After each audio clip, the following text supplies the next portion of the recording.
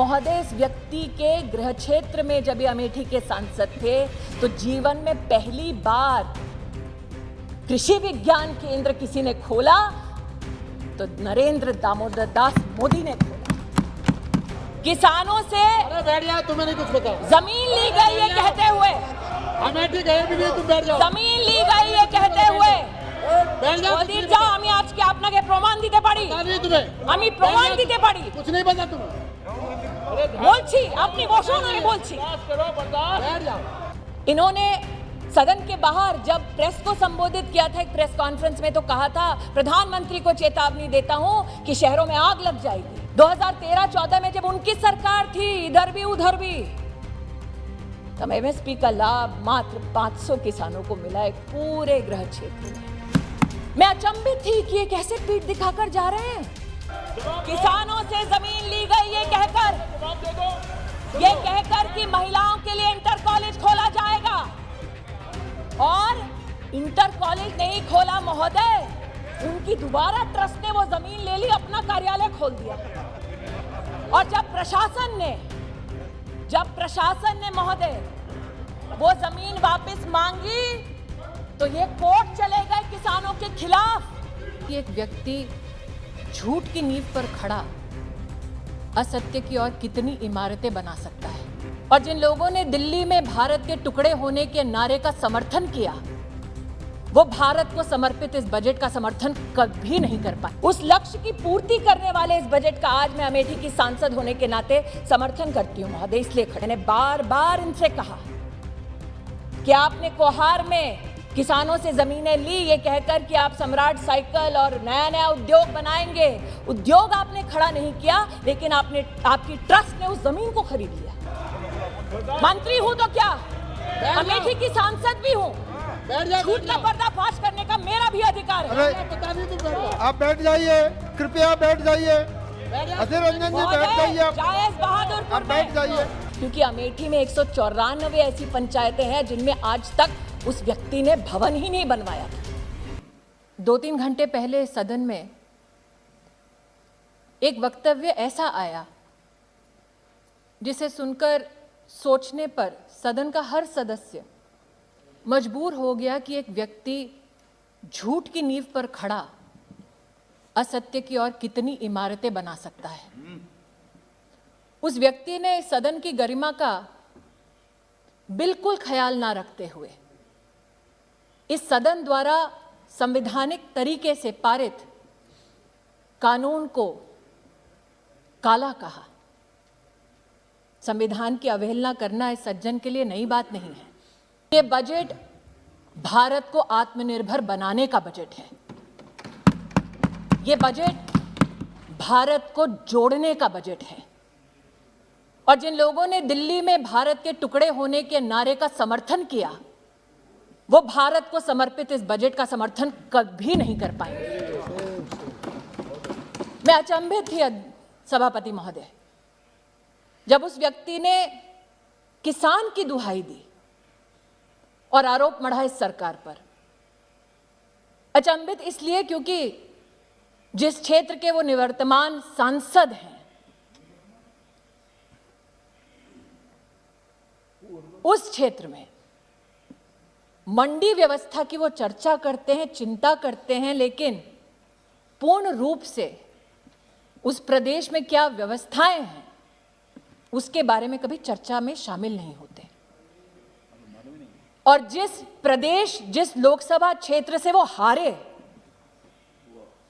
उस लोकसभा क्षेत्र में किसान का उन्होंने क्या हाल किया, आज आपकी अनुमति से अध्यक्ष जी, सभापति महोदय जी, मैं उस संदर्भ में कुछ बोलना चाहती हूं। लेकिन बजट से उनका कोई सरोकार नहीं, क्योंकि जैसा मैंने कहा, यह बजट देश को जोड़ने का बजट है, आत्मनिर्भर बनाने का बजट है, देश को तोड़ने का बजट नहीं है। देश जुड़ता है तब जब महामारी दस्तक दे देश पर और देश का प्रधानमंत्री ये चिंता करे कि देश का एक भी गरीब रात को भूखे पेट ना सोए। और गरीब कल्याण पैकेज के माध्यम से देश के प्रधानमंत्री 80 करोड़ नागरिकों को 8 महीने तक मुफ्त का राशन पहुंचाने में सफल हो जाएं। इस सज्जन को यह बात स्वीकार नहीं कि 80 करोड़ नागरिकों तक इस बजट के संदर्भ में देश के प्रधानमंत्री ने राशन 8 महीने पहुंचाया कैसे? क्योंकि जब जब सत्ता इनके पास थी तब तब गरीब का क्या हश्र होता था ये देश जानता है, इसलिए आज वो सत्ता में नहीं है। वित्त मंत्री जी सभागार में उपस्थित हैं।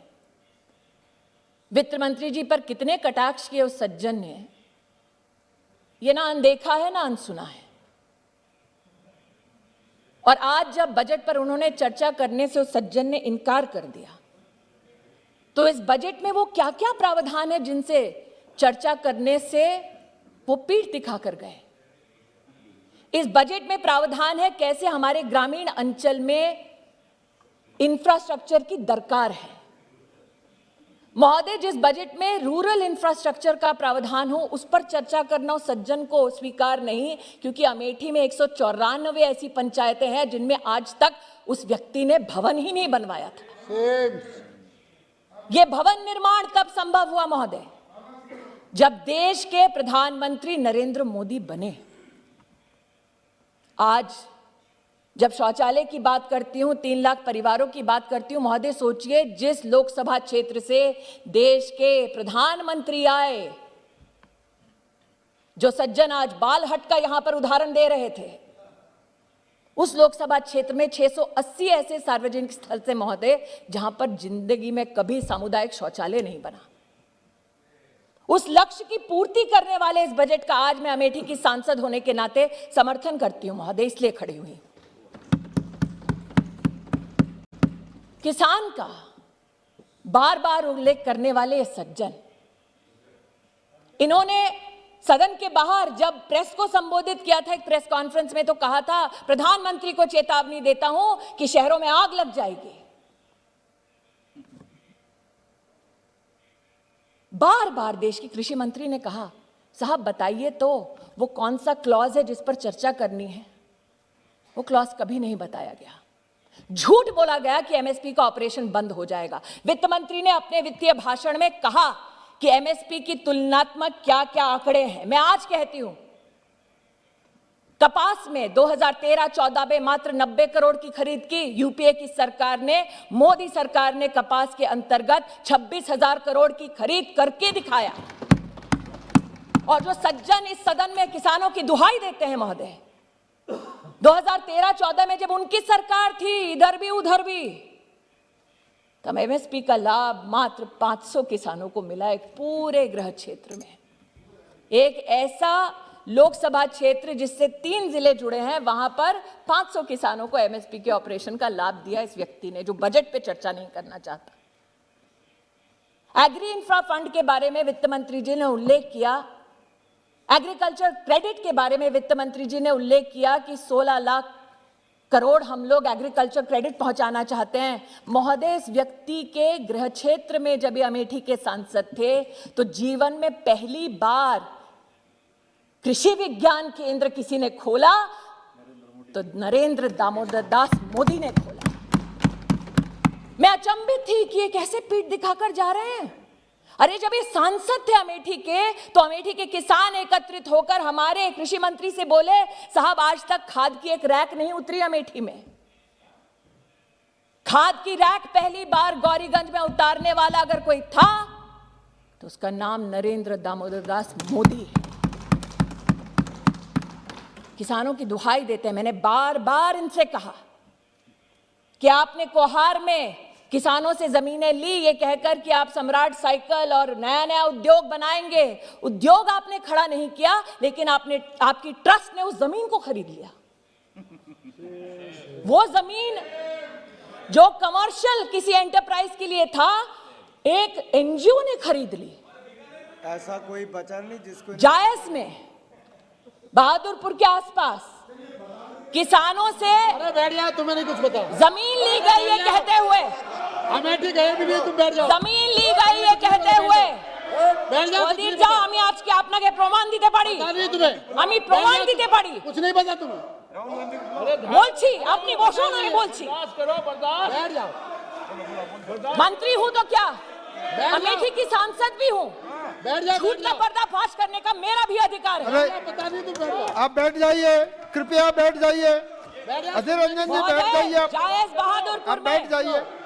किसानों से जमीन ली गई ये कहकर कि महिलाओं के लिए इंटर कॉलेज खोला जाएगा, और इंटर कॉलेज नहीं खोला महोदय, उनकी दोबारा ट्रस्ट ने वो जमीन ले ली, अपना कार्यालय खोल दिया। और जब प्रशासन ने महोदय वो जमीन वापस मांगी तो ये कोर्ट चले गए किसानों के खिलाफ। आज महोदय पार्लियामेंट्री मंत्री, संसदीय कार्य मंत्री राहुल गांधी जी कह के गए कि मोदी जी के लोग किसानों की जमीन ले लेंगे, उसी की रिप्लाई दे रहे हैं कि मोदी जी जमीन देते हैं, लेते नहीं है। यही तो मंत्री जी कह रहे हैं। मंत्री को राइट है इंटरवीन करने का, मंत्री को राइट है इंटरवीन करने का, भाई इसलिए इंटरवीन करने हैं। वो कह रहे थे ना किसानों की वो जमीन ले लेंगे, तो जमीन किसने ली वो बता रहे हैं। धन्यवाद। Whatever I'm stating is a fact. चलो आप बैठ जाइए। And since the gentleman concerned refused to speak on the budget, I am extremely grateful that you allowed me to speak on the budget. And it is that budgetary comparison, sir, that I am laying on the floor of this house through my speech. आज अमेठी की सांसद होने के नाते इस budget का समर्थन करते हुए मैं माननीय प्रधानमंत्री जी को आभार व्यक्त करती हूं कि देश की 80 करोड़ नागरिकों में अमेठी का 3,18,000 नागरिक है जिसको मुफ्त राशन देश के प्रधानमंत्री ने इस बजट के आधार पर दिया। इस व्यक्ति ने कहा, जो सदन में इस वक्त मौजूद नहीं है, जब अनुराग ठाकुर जी बोल रहे थे तब चले गए, कि उनका बजट से कोई सरोकार नहीं। और मैं अचंभित नहीं, क्योंकि इस बजट में आत्मनिर्भर स्वस्थ भारत योजना का उल्लेख है। 2,23,000 करोड़ का आवंटन वित्त मंत्री ने इस बजट के माध्यम से किया, लेकिन सरोकार उस सज्जन को नहीं जब वो सांसद थे, उनके जिला के अस्पताल में महोदय सीटी स्कैन की मशीन तक नहीं थी। महोदय जब वो सज्जन सांसद थे अमेठी के, तब उनके परिवार के एक ट्रस्ट ने वर्षों पहले जमीन ले ली प्रशासन से, ये झांसा देते हुए कि मेडिकल कॉलेज बनाया जाएगा अमेठी में। उस जमीन पर अपने लिए गेस्ट हाउस बना लिया। लेकिन आज मैं अमेठी की सांसद होने के नाते ये कहना चाहती हूं, अमेठी में पहली बार मेडिकल कॉलेज देने का अगर प्रावधान किसी ने किया तो नरेंद्र दामोदर दास मोदी ने किया। महोदय मैं कहना चाहती हूँ, आपका रिकॉर्ड में नहीं जाता है, आप मैं कहना चाहती हूँ महोदय, एक सांसद के नाते मैं जो तथ्य आज कह रही हूँ उसे कोई नहीं झुठला सकता।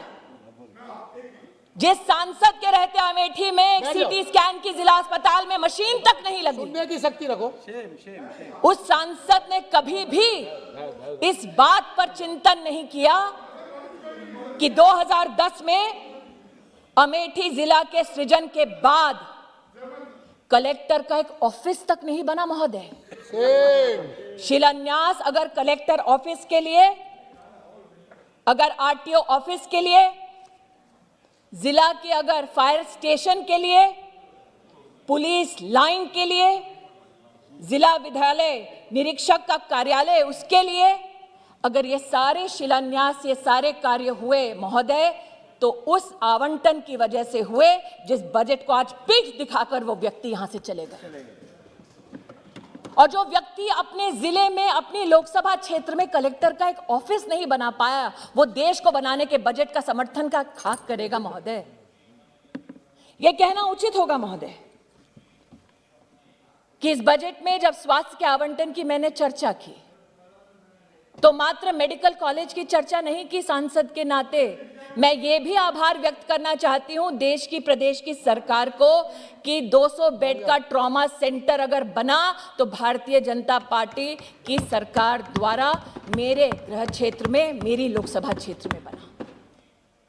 महोदय, जिस सज्जन ने आज बजट से चर्चा करने से इनकार कर दिया, उस सज्जन को कभी ना कभी अमेठी में जाकर इस बात का जवाब देना पड़ेगा कि अमेठी में 3 लाख गरीब परिवारों की बहू, बेटियां, माताएं खुले में शौच में जाती थी। उन परिवारों के लिए कभी भी इस सज्जन ने एक शौचालय तक नहीं बनवा कर दिया।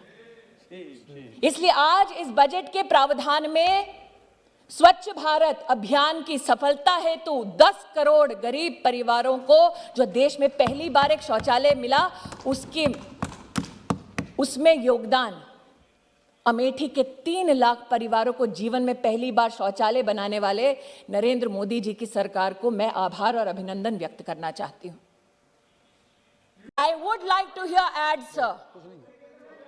इस बजट के जो पीठ दिखाकर गए हैं वो सज्जन, आपको पता है, एक छोटा सा इसमें प्रावधान है महोदय। वित्त मंत्री जी ने बात की एविएशन सेक्टर में, उड़ान में, मेट्रो में किस प्रकार से राष्ट्र को सशक्त किया जाएगा। चर्चा ये की गई साथ में वित्त मंत्री द्वारा कि 18,000 करोड़ रुपया बस की सेवा को भी सुदृढ़ करने के लिए दिया जाएगा। पीठ दिखाकर चले गए, बस की सुविधा के ऊपर चर्चा नहीं की, बड़े लोग हैं। लेकिन एक सत्य यह भी है महोदय कि अमेठी में 30 साल से तिलोई का बस अड्डा बना नहीं पाए। जनता मांगती रही लेकिन नहीं हो पाया। अरे यार, टेक्सटाइल की भी बात करूंगी सर। आपकी सरकार ने 50% पूरा बजट कैसे सरेंडर किया यूपीए में, वो भी बताऊंगी। चुनौती देती हूँ, डिस्कस कर लीजिए। दूध का दूध, पानी का पानी हो जाएगा उसमें भी। मैं आज महोदय मैडम एड्रेस टू ये चेयर कहना चाहती हूँ, अरे भैया आपका मैं बोलना चाहती हूँ अधीर महोदय, रंजन जी कृपया बैठ जाइए, आप बैठ जो जाइए। वित्त मंत्री जी विराजमान है, पता अमेठी कहाँ है? जब वो रक्षा मंत्री थी तब उन्होंने प्रधानमंत्री जी के आशीर्वाद से AK 203 की पूरे कायाकल्प हो जाए अमेठी में, उसको तब दिया AK 203 का प्रोजेक्ट, जब उसकी सांसद मैं नहीं थी महोदय, वो सज्जन थे। बार बार ये कहना कि द्वेष की भावना से प्रधानमंत्री जी और उनकी सरकार काम करती है। अगर सबसे बड़ा प्रमाण चाहिए कि प्रधानमंत्री जी, उनकी सरकार बिना द्वेष के राष्ट्र निर्माण की दृष्टि से, गरीब कल्याण की दृष्टि से काम करती है महोदय, तो अमेठी से बड़ा उदाहरण उसका कोई नहीं होगा। मैं आभार व्यक्त करती हूं वित्त मंत्री का। उन्होंने रेल के कैपिटल एक्सपेंडिचर के लिए 1 लाख करोड़ रुपए का आवंटन किया। महोदय, जो सज्जन पीठ दिखाकर गए इस बजट की चर्चा को, उस सज्जन ने अमेठी में नेहरू जी के समय से चलता आया महोदय, नेहरू जी से जितने उनकी पीढ़ी दर पीढ़ी नेताओं ने वहां से चुनाव लड़ा, ऊंचाहार से अमेठी रेल लाइन जाएगी, 66 किलोमीटर की रेल लाइन का जनता को सपना दिखाया। सोचिए महोदय, 4 पीढ़ी एक रेल लाइन का सपना दिखाती रही। DPR तब बना जब देश का प्रधानमंत्री नरेंद्र दामोदर दास मोदी बना।